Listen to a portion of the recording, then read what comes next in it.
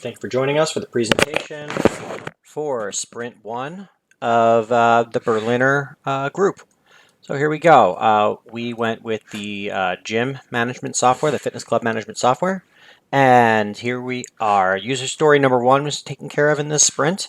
I want the program to exit correctly when I click on the X or exit in the file menu so I can exit the program without error. Tyler Coakley took that on. He found where the terminate is located in the code. He found the bug and he corrected it. You click X here, you'll see the program correctly exited with no unusual exit. User story number 4, as a user, I want the splash screen and the title of the program to show the new logo and name so I can see the correct program is opening. We went ahead and changed the name to Hot Mess. You can see the splash screen here on the load. There it is. Fitness Center Management has a punk rock look and feel. It has a karate belt on it to go with the theme of karate classes. The splash screen, Tyler Coakley found where the splash screen is located in the system. He changed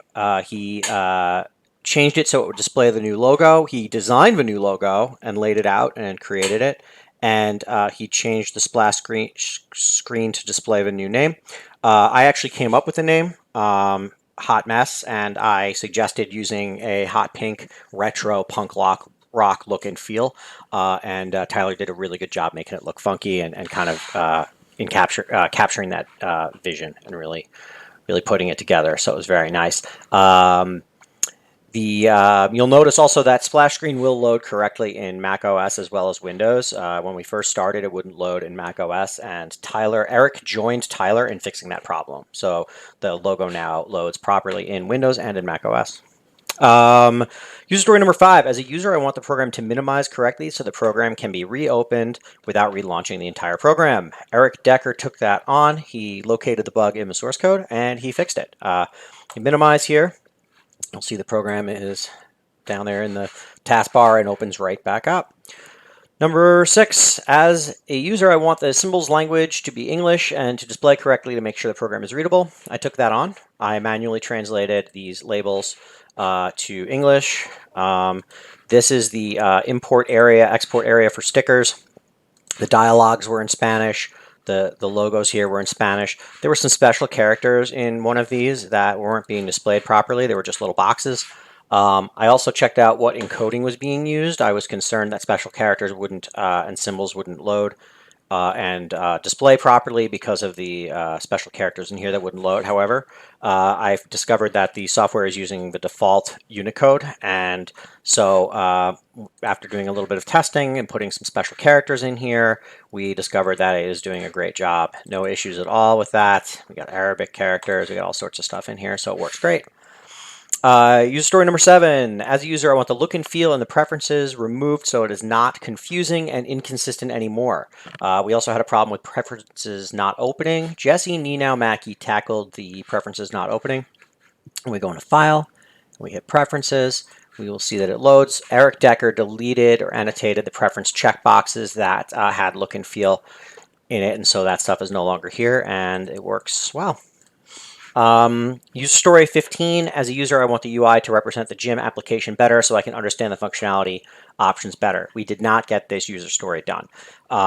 We bit off a little more than we could chew here, and what we found was that unfortunately, we just did not have the resources to get it done in this sprint. The last couple of days, we tried to spike it and get everybody involved, but unfortunately, it didn't work out. We did do some tracing of the existing user interface and put some comments in, a trail of breadcrumbs, so that in the next sprint we'll be able to tackle it more easily.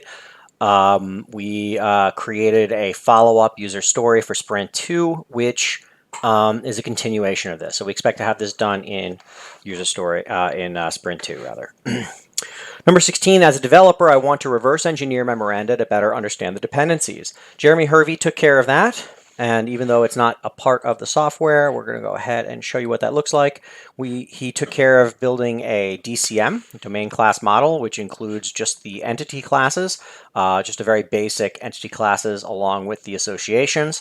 I reviewed this work. made a couple minor changes with his permission. He used Asta for this, and we transcribed it into Lucidchart once he was done with that, so that we can all work on it later. We can build up our structure around this, our control classes and our new entity classes.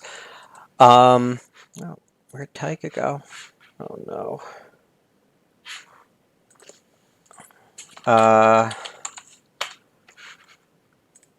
Oh man, my apologies. We're running a little long now.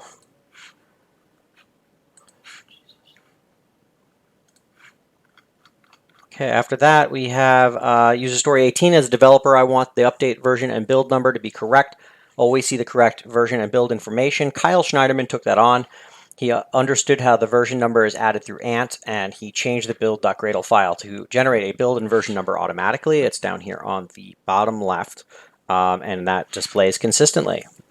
User story 17, as a user, I'd like for the icons to match what the program is supposed to do so that I can navigate the program better.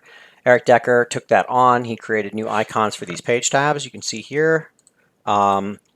We also have a hot pink or magenta look here and colors around the borders here to better match the logo.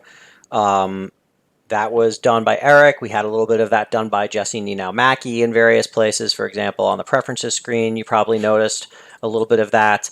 And Tyler Coakley also got involved and in different places added some of that. So that was really a team effort, and that really came together nicely.